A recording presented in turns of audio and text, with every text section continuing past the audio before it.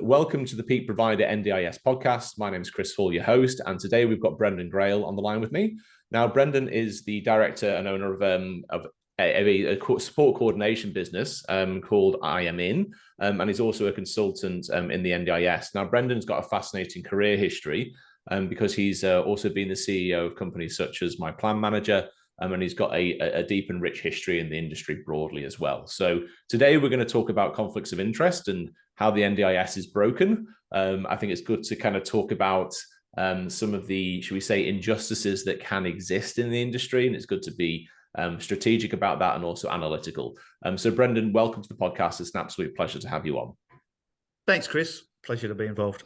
So, I mean, I guess for the benefit of people that want to go a little back in time towards your career history, you were the CEO of My Plan Manager back in 2019.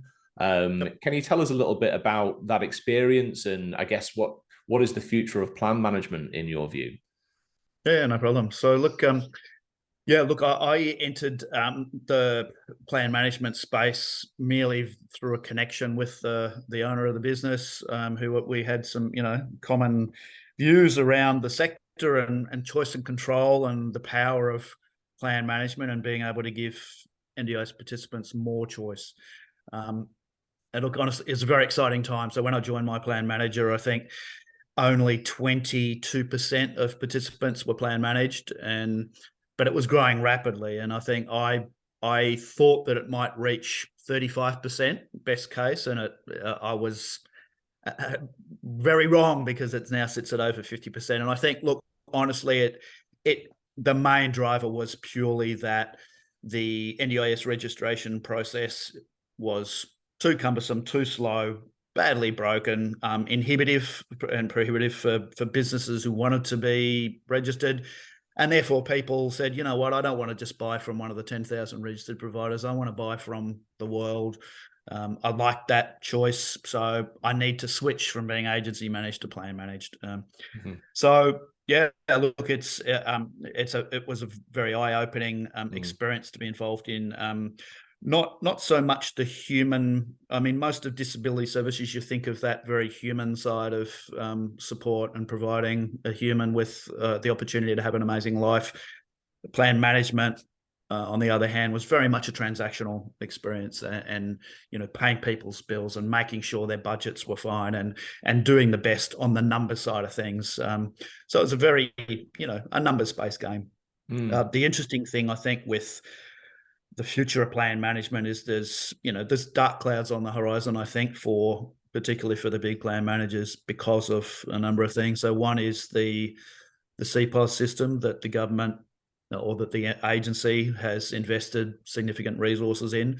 And certainly when they made the announcement a couple of years ago that the agency was investing in Salesforce, and I think everyone's aware, well, at least in that software side of things, it's the Rolls Royce of CRMs and can do pretty much anything you want. It's very costly, but it is very powerful. And I think the fact that in the not too distant future, participants will be able to use their phone when they're going along to a physio appointment, rather than saying at the end, please send the invoice to my plan manager, being able to just swipe the phone and it's paid. That power will give a lot more of that ability to manage finances, procure and pay in the hands of the participant and wipe out the middleman or the intermediary, so to speak. I think that's interesting. I mean, just to kind of pick your brain a bit on that, because the trend has been quite fascinating, isn't it? So back in 2019, relatively small portion were plan managed. As you say, now more than 50%. If I remember correctly, I think from one of the recent quarterly reports, it's around 58%, if I remember correctly, of plan managed in the marketplace. Well over 50. It's huge, right? So the number of agency managed participants has had a slower but gradual decline and sits more like, say, 12% of the market. The self-managed people have been a relatively consistent chunk. It's like roughly about 30%-ish. And I find that interesting psychologically because I'm a father of an NDIS participant. My son has a plan. And because I'm a certain personality type where I want to kind of have that control and choose the provider and all that stuff, I'm probably a perfect, should we say, avatar fit for the type of person that wants to be self-managed. So my opinion, but I want to hear yours as well, is that the self-managed chunk of the market, I think that that's psychologically driven. And I think that's going to be the personality type that tends to stay relatively consistent. Would you agree with that? Yeah, absolutely. Yeah. And look, I think everyone agrees that self-management is the ultimate expression of choice and control. The problem is because the NDIS is broken and has lots of problems, and the system is way too complicated. I still have never met an NDIS expert. There's no one that understands the system end to end. And look, I think, the government obviously moved under Martin Hoffman's leadership and with the legislation change to basically move plan management under the heading of self-management. It's a type of self-management. And if I'm cynical, I would say that that's a precursor to applying the same kind of risk assessment over people who want to be plan managed about can a vulnerable consumer be safe in making decisions to purchase from anywhere. Especially when, for example, people are doing things like purchasing support, 24/7 support from their next door neighbour because they're a trusted person. They're quite isolated. The next door neighbour's a friendly person. They found out they had look, I'm getting off track a little, but I get where you're going, because this will be a segue in a minute to the conflict of interest conversation. I get that. That's the Achilles heel that can be open to abuse. But on the future thing, just for a moment, it's interesting because I think that the self-managed mentality and capability as well will generally always be, slimmer. In that example where you said of pulling out the phone, etc., and paying the thing, that kind of that is almost like a self-managed person, though, isn't it? It presumes capacity. Whereas, in contrast to that, it works in my mind for the $193.99 physio session or PT session or OT session, etc.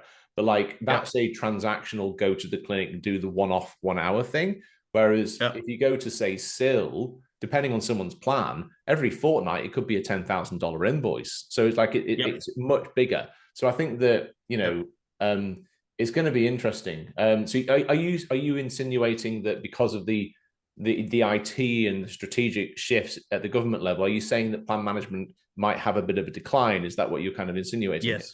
Interesting. I think it may do. And so things, the NDIA 12 months ago when they published the document that accompanied the price guide, and once again, this was under I suppose the one qualifying point in what I'm saying is that Martin Hoffman, the price CEO, had a very clear view around plan management, in my opinion, which came out in that commentary document because there were about a half a dozen references to plan management that were quite negative. It compared the cost of, the cost of that style of payment as being many times the multiple of equivalent other payment systems in other, sectors. That fraud was more likely, which I don't actually accept that. I think that the best plan managers have amazing fraud detection algorithms and systems, which the government currently, didn't have when I was at my plan manager, but with the power of Salesforce and the benefit of hindsight, and with 9.5 years of very, very rich longitudinal data, it's actually not that hard to work out what can lead to a fraudulent or questionable transaction. So So look, I suppose that I'm just guessing that the evolution of technology, the massive, investment in Salesforce, that deep data that, the big plan managers, yes, they have data for perhaps tens of thousands of participants, but NDIS has it for 500,000. They know exactly what people have been buying and when and how much they've paid, etc. I think that the future is interesting. The other final point I'll make about plan management is that I think there's a very real chance that the government may require a person with their bucket of money to make a choice. Do they want to pay $1,500 out of that bucket for plan management or have an extra 20 hours of support work in a year? Currently, it's a free kick, which arguably is a bit of a flawed approach to say, if you want to be plan managed, then the taxpayer's happy to just pay that extra, the equivalent of hundreds of millions of dollars per year to have plan managers do that function. I mean, listening to your points, I completely agree, actually, because it's my analogy would be the blockchain evolution, right? So I believe there was a tweet from, it was some Silicon Valley guy, and it was like, hey, I just moved $100 million and it cost me $50 to do on the blockchain, right? So the point is that, back in the day, it used to be quite expensive to like do a Bitcoin move from wallet to wallet and all this stuff. This is a random share, but it's relevant. I moved some money around myself personally with Bitcoin the other day, and it cost me $2.17 to do a transaction. So it cost me basically nothing relative to to the amount and all that stuff. That analogy is a perfect example because decentralized finance, blockchain, all of that kind of tech allows for instant payments. So like an example would be the banking system 3 years ago used to be radically behind, and you would always wait 3 days for your Aussie dollars to come through from bank to bank. No longer the case. You've got things like, what is it, Osco, I think, with Westpac and other ones. That's like, boom, instant. So they're catching up from a banking system point of view to do instant payments. So absolutely. I think blockchain is probably going to be one of the many examples of technology that, you're right, could well put plan management at risk, because there's no need. Because when you think about the business model of plan management, and I'm not preaching to the choir here because you did what you did, but like, it's all about scale and tech and strategy, isn't it? Having an efficient system, ticketing, just making sure it flows through easily so that you can manage your margins, because it's a volume game, isn't it?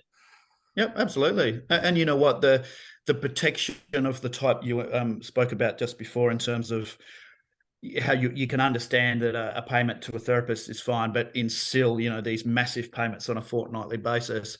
But there may very well be a different person or a system that can actually trigger a signal that, hey, Mary Smith, who normally pays $7,500 per fortnight to her super provider, is suddenly being invoiced $18,000. Red flag that, send it off to LAC, case manager, support coordinator. Like there's going to be in my view, some newly branded roles that have a combination of what is currently done by plan managers, support coordinators, LACs, advocates.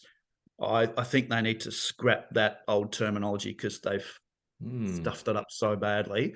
And look, having one of my the parts of my experience was in Western Australia, where I got to see firsthand how well LACs in the Western Australian model added value to families. Totally the opposite to the way that, the agency. And when I worked at the agency for a short period 7 years ago, they went to WA to look at the LAC model and said, that's fabulous, we'll have that. But they didn't take that. In fact, it doesn't resemble in any way, shape or form an LAC. The 27 LAC contractors in Australia are not doing anything like what that really family-centric, individualized case management value add function that was done in WA.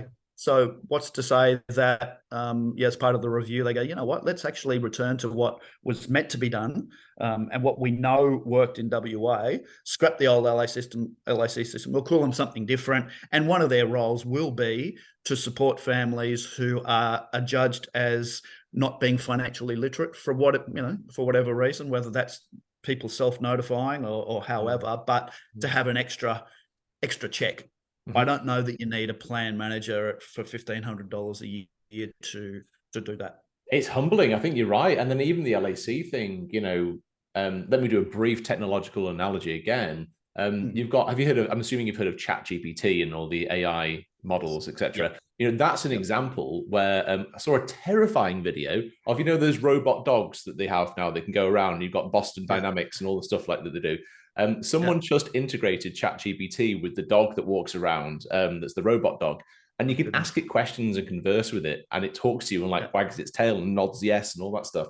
The reason, again, I'm going down that road is that I can actually imagine, terrifying as this is, some people might not agree with this, but I can imagine a world where you actually have a decent AI system that can genuinely interact, whether it be on the phone or written, etc., in a conversational manner that more than adequately fulfills the LAC function.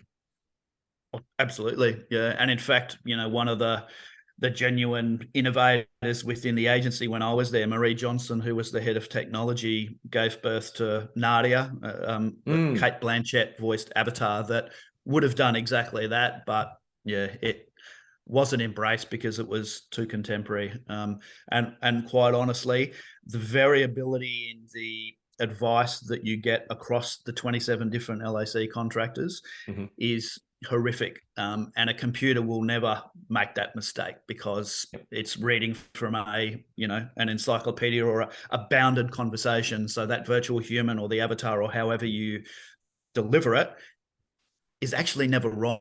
And I know that sounds ridiculous, but it can be a scary but also an exciting world, right? So I mean, I suppose exactly. let's kind of segue into some of the more human behavior things and talk about the conflicts of interest, right? So as well as plan manager, I know that you work at IAMIN, but then you're also an independent consultant too. So you've seen a lot of things in the industry. You've interacted with providers. You know the kind of macro perspective of what's going on. What kinds of specific conflicts of interest over your time do you observe within the NDIS? Yeah. Look, the biggest one, and look, yes, I'm biased because I'm a support coordinator who is unconflicted and we don't do anything else.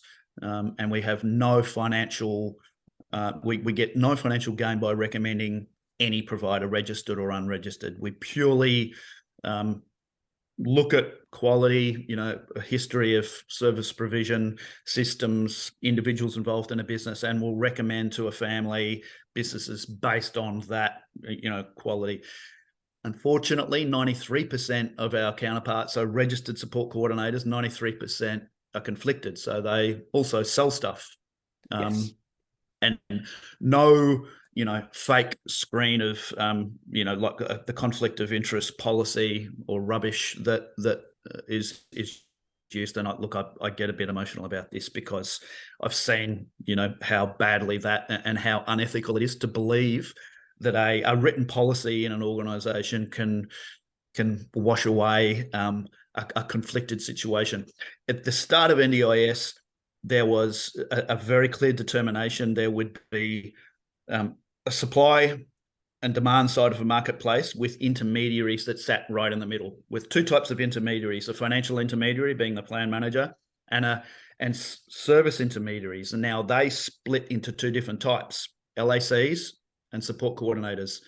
LACs aren't allowed to also sell services, at least not in the same market where they're doing LAC contracted services. Why were support coordinators allowed to? So it's one of the biggest mistakes I think that the agency made, and it was allowed to continue. It's out of control. As I say, there's thousands of conflicted providers.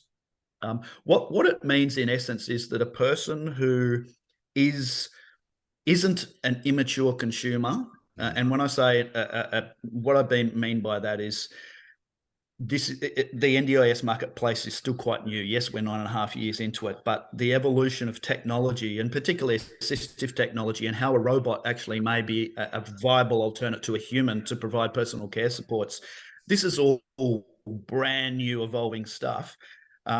So there's, look, I could go on for ages here, but I think I'll come back to the point that if you're helping a consumer to understand all this new evolving stuff and to put forward some options that they might like to consider for purchasing with their dollars, you can't also be selling those services. It's morally wrong in my view. I think that's definitely one of the changes that will occur leading out of the NDIS review.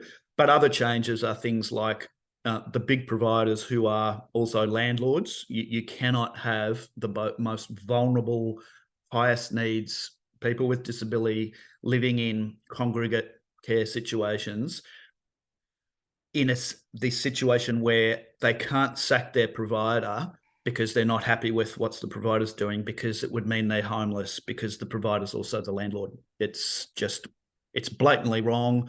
And this is perhaps my biggest disappointment with the big not-for-profits in the sector, not being able to realise that they have perversely worked against genuine inclusion of the type espoused in the United Nations Convention for the Rights of Persons with Disability. Mm-hmm. And look, once again, I could speak forever on this topic. I've tried to reach out to some board members of some of those top 10 providers to have a discussion around this conflict and the power that is in place that they now have that they never should have had and should unwind as quickly as possible. They don't want to, the ones I've reached out don't want to engage in a discussion around that. It's challenging, isn't it? Because once the beast has grown, it's hard to tame the beast and also to take the beast out of the market. So if you've got a huge business that exists, then you're going to get pushback, right? It doesn't mean it's not the right thing to do. Because I mean, like when I'm, in my experience, I've been the director of various providers, etc. So I've seen the 360 of it in what I do, and whenever we, a lot of providers want to create a relationship with a support coordinator, right? And then sometimes the sales team or the intake team of provider A can be a bit timid, going like, oh God, they don't just do support coordination, they also do, SIL or personal care or community access. You go, oh, I don't know if I should call them. And we've had a mixed experience whenever we've gone outbound and tried to engage. And you'll find one of two things. It'll either be some of the more ethical providers actually have a proper Chinese wall. That's like I don't know if that's politically correct anymore, but I don't really care. Like in my consulting days, you call it a Chinese wall, right? And it was properly, I used to work in IT, and you say, if there's a conflict of interest, you have two consulting teams, Chinese wall between the two, not allowed to communicate, not allowed to share details. And we put systems in place to ensure that stayed the case. And so some of the bigger providers would say, yeah, we openly do not recommend our own services, and therefore we're willing to have a conversation with you. I thought that was the right thing to do. I like that angle. I like that approach as a policy, but unfortunately there's no requirement from the practice standards point of view to do so. So that will be the thin slither of the market that is the 10%, but unfortunately the 90%, they have the ability just to do anything, don't they? So yeah. Look, I suppose that my perspective on that is that that's an inappropriate approach to believe that by having that wall and having a strict policy, the bottom line is once someone's employed by an organization, they're going to be more privy to all the information that's coming at them is from that organization. Yes. They're going to feel as though, perhaps that's one of the options they need to put. It just needs to be separated. Yes. Now, as to whether the role of a support coordinator changes, and I should add, by the way, that just to show that I'm open-minded about the future of support coordination, there is a risk that support coordination will cease to exist.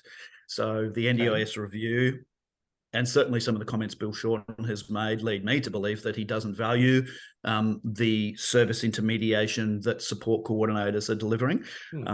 Now, I'm not sure to what degree the LAC service intermediation and the support coordination service intermediation are being confused or not separately identified in terms of what they're meant to be doing, what they are doing, what outcomes are being delivered or not delivered. But yeah, there's the intermediation space as a whole has been so badly managed that it's at risk of being scrapped and something different happening. Oh gosh, it would be a shame in many ways, because like the great support coordinators, those people are also the best advocates, aren't they? So say if someone's in hospital, they need to pull together those allied health reports or do a change of circumstances. Like, it's going to be the support coordinator that's best placed to be that formal advocate, because you need to be an expert, don't you, in the whole framework of the NDIS to basically effectively advocate. You can be an independent advocate, but you don't know the NDIS. So I think it would be, even though these conflicts of interest exist, and I would agree we need to try and remove those over time. I think it would be a shame if we lost support coordinators. Look, it's you're right, but there's also a degree of, I don't know what the percentage is. There's a lot of bad support. That's true. That's true. There are crappy LACs, there's crappy everything, let's be honest. Yeah. So, if we allow that critical service intermediation role to be done by, cowboys, then, and they don't understand what all the various other federal government systems are, the state government systems, what, mainstream and community supports are available and how important they are in a person's life. If they don't have that knowledge, and let's face it, there's no training standard or accreditation for service intermediation. Like there has to be. That's actually a really good point. I mean, it's just sorry to interrupt, but like to pick up on that. I think we should highlight that, right? Because my background's also in the vet sector, so I used to do projects with RTOs and all that kind of stuff. And I'd say that I think I'd hazard a guess. Yeah, actually, you know what? I'll say this. I think the NDIS could be a really good. We've already got Certificate 3 in individual support, Cert 4 in disability.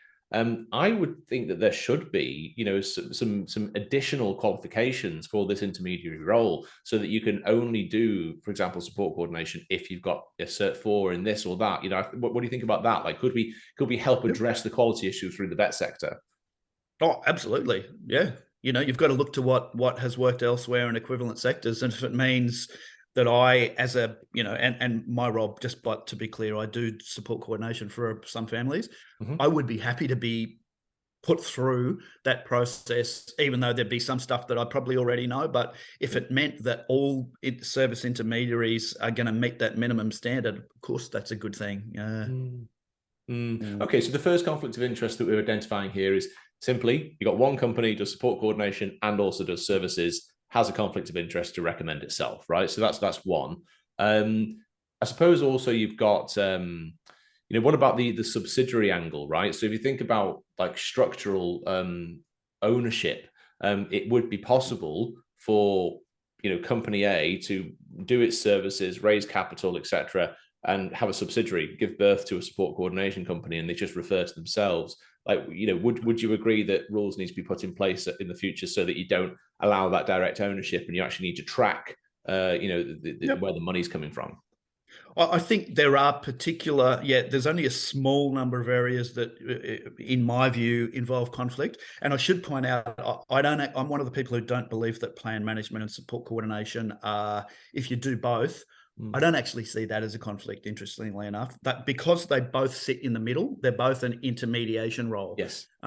As long as a plan manager who is a support coordinator and vice versa doesn't offer any other services, I don't actually see an issue with that. So organisations like Plan Partners, who do both support coordination and plan management, it's a completely different model to my plan manager, who only do plan management. But then I would say that many of my plan manager, the good stuff there, will be doing free support coordination, because people, once they develop a relationship and trust with a plan manager, will ask the kinds of questions and expect the kind of answers that a good support coordinator would deliver. So look, I don't see an issue there. It's more around, but coming back to your question, ownership structure. So where the private sector is delivering to, you know, vulnerable consumers, which is we need to keep coming back to, you know, we're never going to have a truly open, unregulated market because of the horrific neglect and abuse that we're reading about in the interim reports from the Royal Commission, and that's going to come out like a tsunami when the report lands in September, and everyone will go, oh, that's why we can't allow conflict of interest and conflicted providers. So the key things for me are SDA. If you do SDA, you don't do anything else. If you're a support coordinator or plan manager, you don't do anything else. If you're a director or owner of a private business, potentially you should not be allowed to also be the shareholder of one of those, jumping over those lines.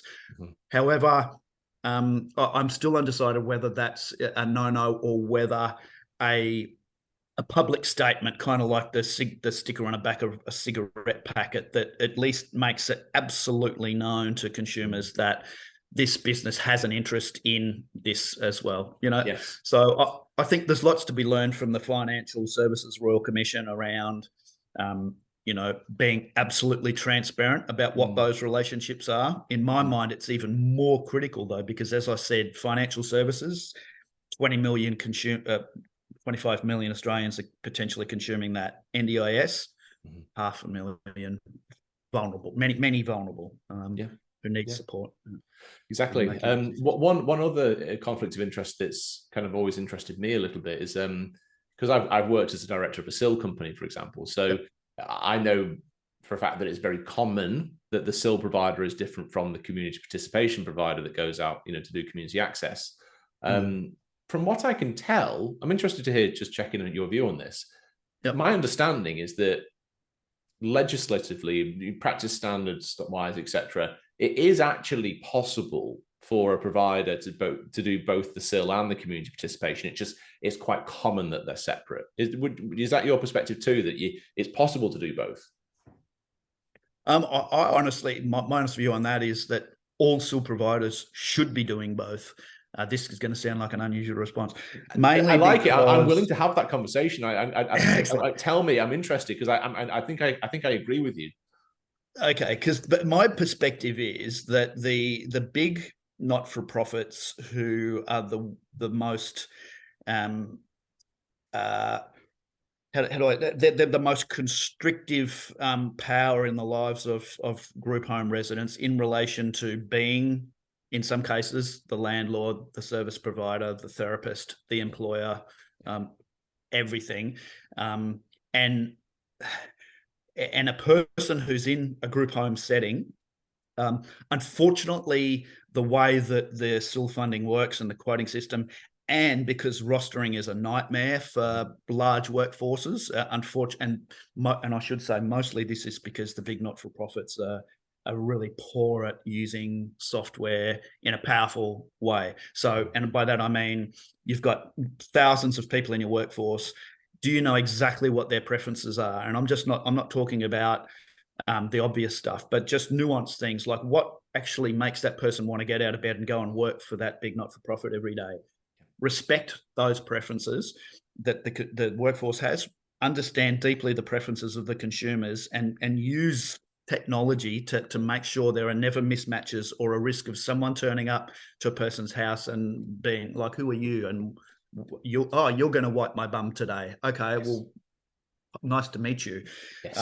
So look, I think for those reasons, a lot of the big not-for-profits actually don't do a lot of, actually encouraging the resident to actually leave the house in the morning and do stuff in the big wide world and to take risks. Look, it's a whole other separate subject, the dignity of risk and how that is so often suppressed by the big not-for-profits. But so I would actually say that people's lives, those people who are in congregate living situations and having up to 40 or 50 strange people coming in and out of their home in any given week may actually have a better life if, as part of their contract for accommodation supports, that provider actually must engage them in community. And I feel like that's a whole principle of the insurance scheme, and what taxpayers would expect is that we don't just shovel barrow loads of cash to make a person so dependent and so secure in a home that we'll need to pay that $350,000 average SIL funding for the rest of their life.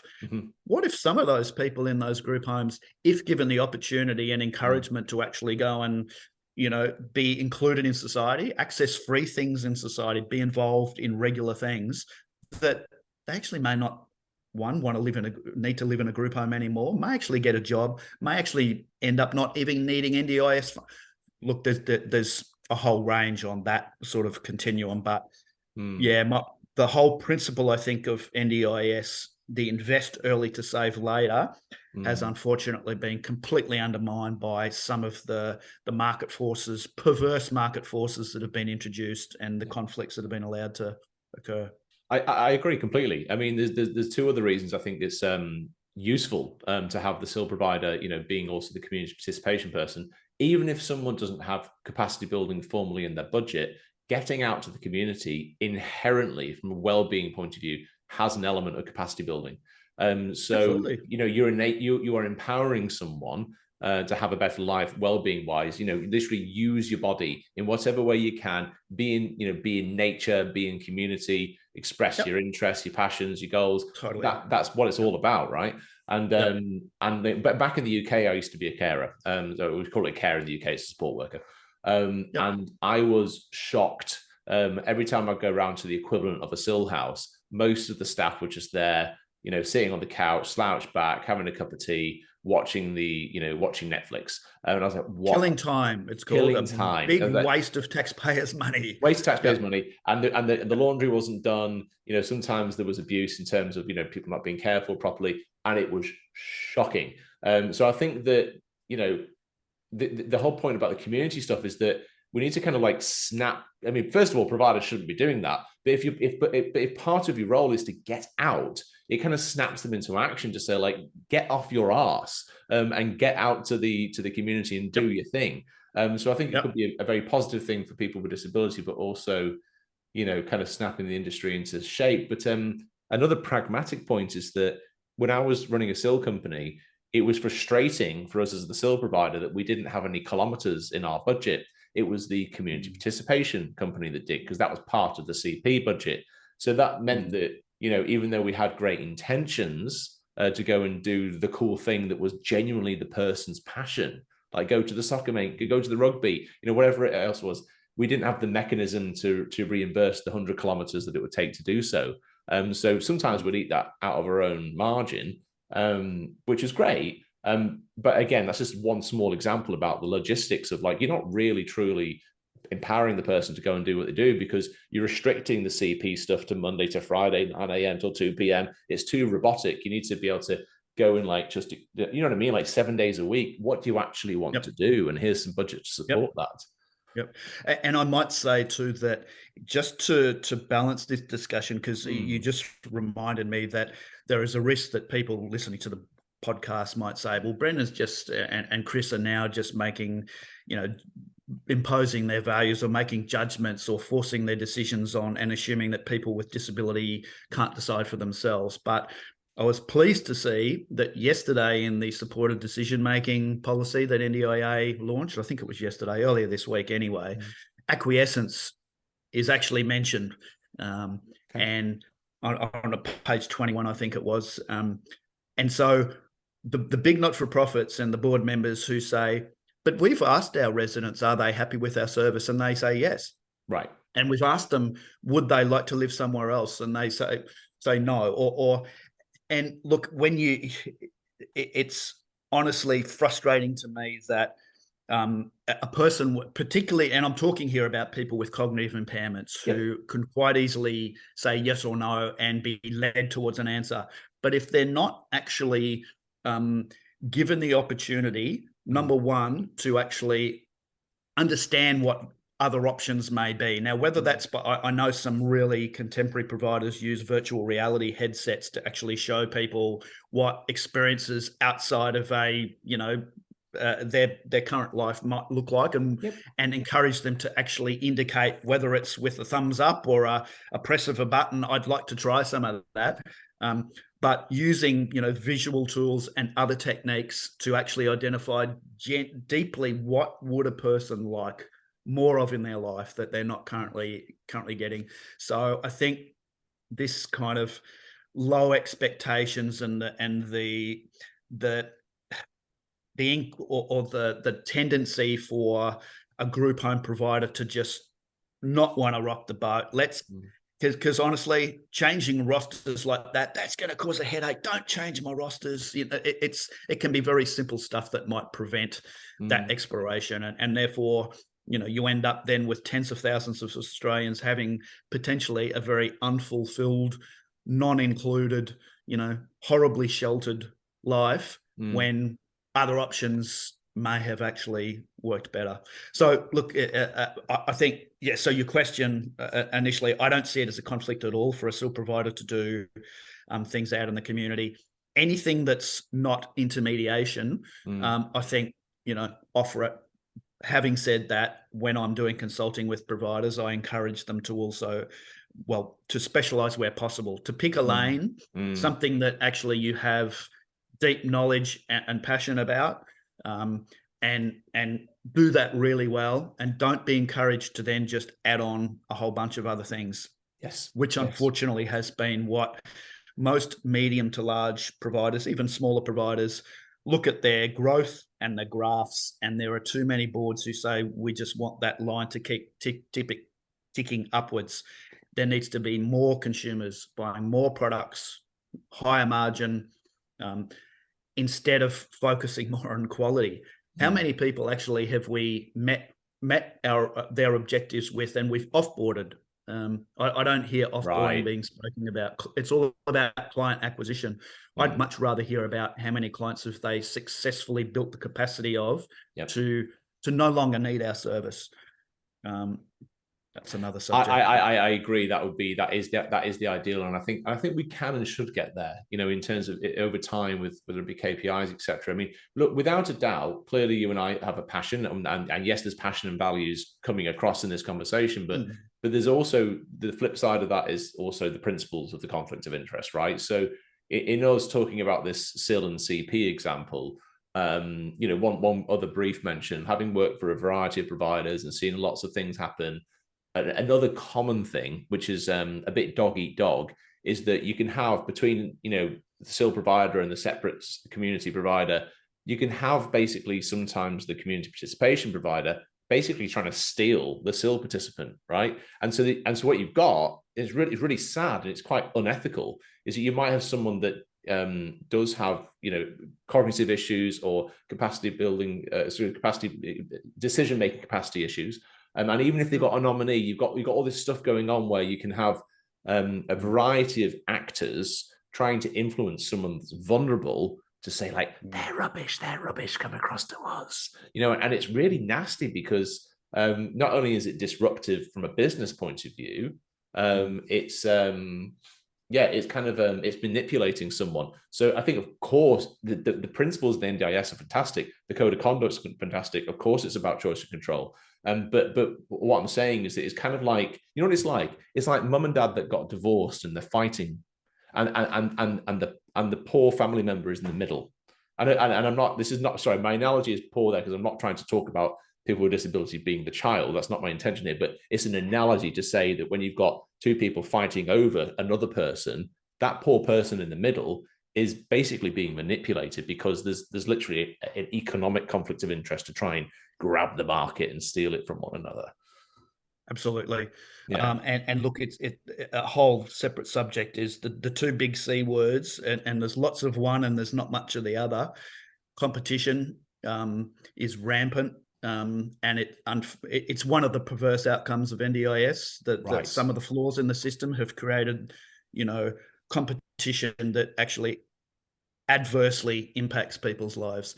The C that we want to see more of is collaboration and cooperation, where providers can actually stand alongside one another, complementary providers, or even ones who are doing exactly the same as you but have something different to offer, and respect that if a group of providers has met a minimum standard of quality, that everyone has a role to play in the consumer or whoever is supporting their decision making, or even in the case of someone with a public guardian who is making all the decisions on behalf of that person, that there's no pressure. And I think some of the conflicts that we're talking about, if they're removed, and some of the other perversions that have been allowed to run rampant under the NDIS are fixed, that's not going to be as much of an issue, is my hope. And I actually genuinely believe that Bruce Bonahady and the people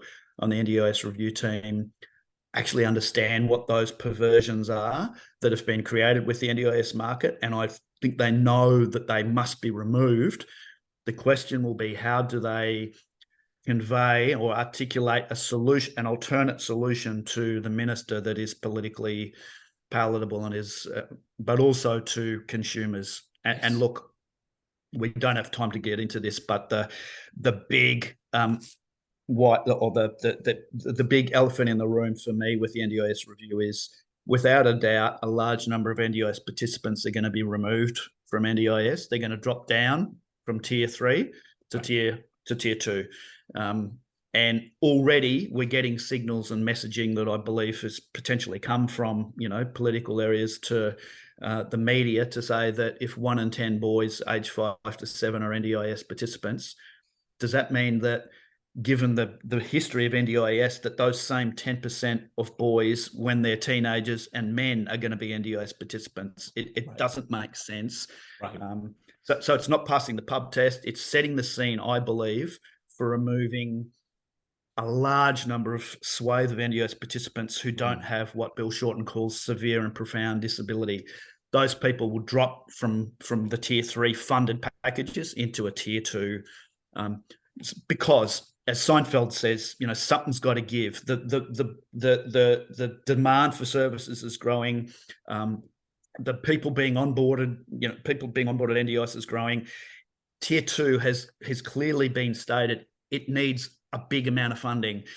But on the other hand, we've got the government saying, and even the IMF has bought into it recently, interesting, saying Australia is paying too much for its disability, support scheme.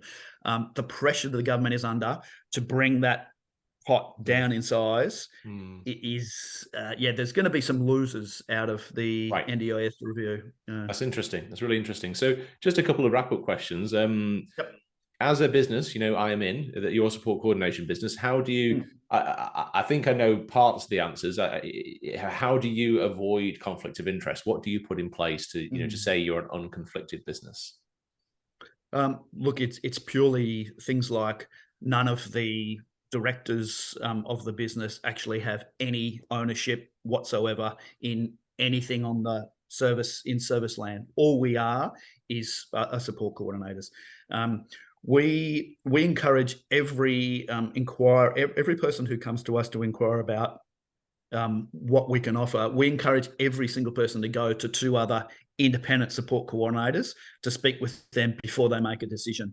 That to me is important to demonstrate, because I've seen there's too easily when a vulnerable person meets a friendly person who they feel like they can trust, they'll say, okay, I'm happy for you to do it. I believe while the market is still immature, we encourage people to go away, talk to some other people, get that choice before you make a decision. There's no kickbacks or commissions, and from time to time you do get quite switched on salespeople at providers trying to establish relationships, but essentially we go on what we see and hear and understand to be high quality supports, and we'll put forward at least 3 options where possible, all unconflicted providers. So unless in a particular postcode or in a particular situation, the only option is a conflicted provider, we wouldn't actually recommend that a consumer go to a conflicted provider. They're being led into a dangerous scenario in my view. So they're the kinds of things that we as a business adhere to. But I should say we're tiny. We've got 100 odd families we support. There's a lot of other controls, I think, also very simple things that the big support coordinators or the big providers could do. Yeah, okay. No, I love it though. I mean, but again, structurally, you've put in place, you're living and breathing the stuff we've talked about today. And the final question, one of the things about being in the support coordination game is that you get a certain budget, right? So if we talk about the economics and the business side and balancing the quality, it can be challenging from a volume point of view. If you've got, say, X number of people on your portfolio as a support coordinator, to kind of make sure that you are consuming the hours that you've got budget for, right? So those are obviously constraints that need to exist. But at your business, at I Am In, how do you balance the quality within those constraints that exist from a budget point of view? Yeah, so we use the software product we use actually assists us to identify where in a person's plan period, whether it's 6 months, 12 months, 24, 36 or beyond, how are they tracking, and are they under or overutilized? Now, for many, for more than half of our clients, as is the case for the market, they're plan managed. So hopefully they've got a plan manager providing the same thing, and particularly the better plan managers with their apps will give them a better view than we do about that, because we're literally just using our software to track how people are going. When we see people are either it's not so much the behind, but it's if they're heading, if they've spent 40 weeks of funding and they're only 20 weeks into their plan, then well before then we've had a discussion. But so technology is part of it, and I'm sure just listening to you today, I have every faith that your team's also very knowledgeable. So I think that if you've got the knowledge, then you can very competently navigate the various scenarios that people will be facing. Yep. Yep. And look, I do actually have faith, even though the cynics would say the government has a very poor record with technology projects, particularly, the nature of this Salesforce one and the CPOS technology and the risks that go with giving 500,000 people an app that has everything that, it has their dollar figure, how much they spend, how much is left, the ability to buy stuff, buy now kind of functionality. That could go horribly wrong. And I think most of the big plan managers would be counting on things going wrong. And therefore, there'll always be a need for good quality plan management of the type that is currently in place. But yeah, I think the money that's being spent on Salesforce and most Salesforce projects, as you may have heard, will end up costing multiples of the original budget. But they generally hit the mark. And there's a reason why a Salesforce product is at the top of the Gartner quadrant, because it's, so I'd be surprised if the government stuffed this one up. And I can see that by late next year or at the latest mid-2025, there is going to be way more powerful tools in the hands of a participant with appropriate controls built in and with appropriate oversight. Now, whether that's with a new role called a case manager, or it's an LAC that's been rebranded, or a friendly neighbour, we must return to more of those freely given supports that unfortunately have been unwound. Another one of the perverse outcomes that we haven't spoken about, but social capital has been eroded. Neighbours, friends, extended family are less likely to actually give up sports now that they know that people have this massive bag of money. You go and buy it somewhere else. Why do I need to provide it anymore? And there's multiple examples, even in this state, of some fabulous free stuff under the banner of social role valorization that was evolving strongly before NDIS come along. The graph was going like this, and it's just gone the other way. That's a chilling point, but very relevant, isn't it, about the social capital part of view? Wow. Fascinating. Well, look, Brendon, I know that we're going to have a conversation in the near future. We've got plans to, when the new price guide comes out, to have a good chat about that, etc. But Brendon, we'll unpick that. This has been fascinating. Mate, thank you so much for coming on. And no problem. Very much, that's opened up my minds to many things philosophically and strategically about the industry. Thanks for listening to me babble on, Chris. No, not at all. Thank you very much. And yes, once more, it's Brendon Grail here. My name is Chris Hall. I'm the business owner of Peak Provider, and this is the Peak Provider NDIS podcast. Thanks for tuning in.